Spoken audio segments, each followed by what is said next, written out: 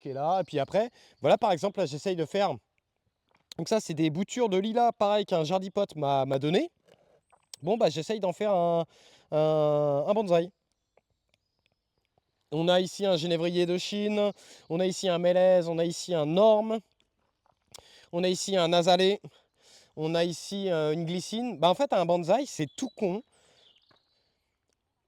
Par exemple, là, tu vois, ça, c'est une glycine. Ça, alors, j'appelle pas ça encore un bonsaï, j'appelle ça un pré-bonsaï. C'est-à-dire que c'est un bonsaï dans ses premières années de vie. Et un bonsaï dans ses premières années de vie, c'est quoi? C'est une petite pousse que tu as fait pousser dans un pot et tu attends et tu attends et tu attends jusqu'à temps qu'il te forme un tronc assez dense, tu vois. Et après, bah, on va le tailler pour qu'il ramifie de plus en plus et qu'il nous fasse des petites feuilles. Et en fait, bah, tu as plein de façons de faire un bonsaï. Soit tu vas prendre un vieux sujet en jardinerie qui était là dans la jardinerie et qui attendait d'être taillé. Tu vois, par exemple, ça c'est pareil. Ça c'est un sujet que j'ai acheté en jardinerie. Tu vois, ça faisait super longtemps qu'il était là. Il avait un très beau tronc. Et ça, c'est un seringa. Et hop, tu vois. Pour l'instant, il me fait des grandes feuilles, mais à force de le tailler, il va me faire des petites feuilles. Et à force de le tailler, de le tailler, de le tailler, de le tailler, le tronc va grossir et il va me faire plein de petites feuilles. On a ici un Metasequoia.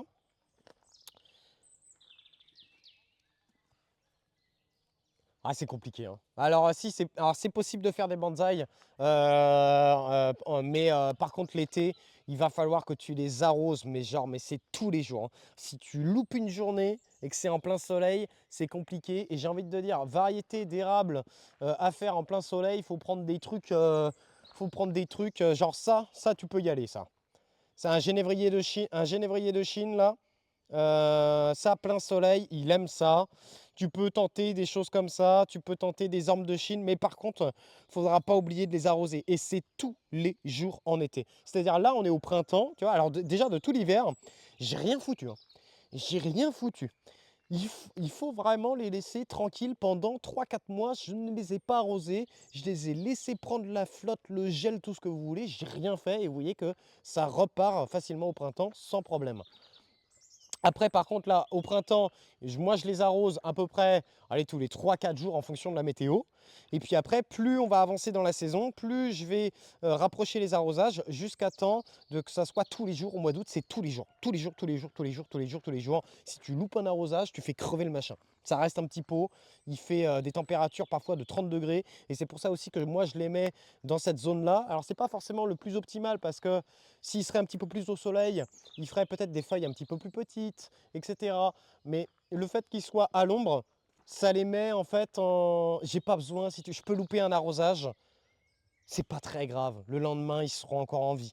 Que tandis s'ils seraient vraiment en plein soleil, par exemple, sur ma table là, là-bas, là, si je loupe un arrosage, c'est terminé, le bonsaï il meurt.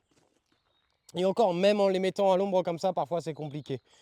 Et donc sur ma chaîne, si les gens me suivent assez longtemps et qu'ils accumulent assez de points de chaîne, et puis bah tiens, c'est parfait, ça, c'est une super transition, les gars. Regardez ça. Donc ça, c'est parce que là, il y a 3 jours, on a fait les 10 000 followers sur Twitch, les gars. Et mes modos, ils m'ont offert un bonsaï, c'est un lilas des Indes.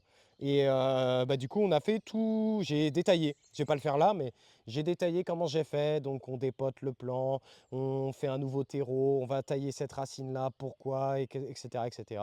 Je m'amuse à faire un petit décor, etc. Et bah là, du coup, j'ai reçu les étiquettes. C'est le bonsaï ouf. 10K sur Twitch. Et puis sinon, ce que je disais, c'est que bah, les viewers, quand ils ont assez de points sur ma chaîne, et bah, ils ont l'occasion d'avoir en fait un bonsaï à leur nom. Et du coup, j'en profite tout simplement pour remercier tous ces jardipotes là parce que ça coûte cher un bonsaï, hein. C'est 200 000 points de chaîne, les gars. Merci à Censorship qui a choisi un érable du Japon.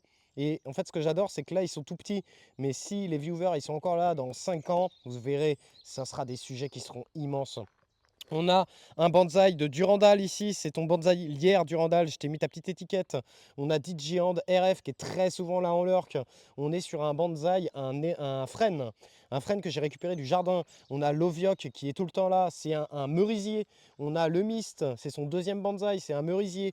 On a Kalan, c'est un jeune érable du Japon. On a Asehurakan, c'est un bonsaï pêché.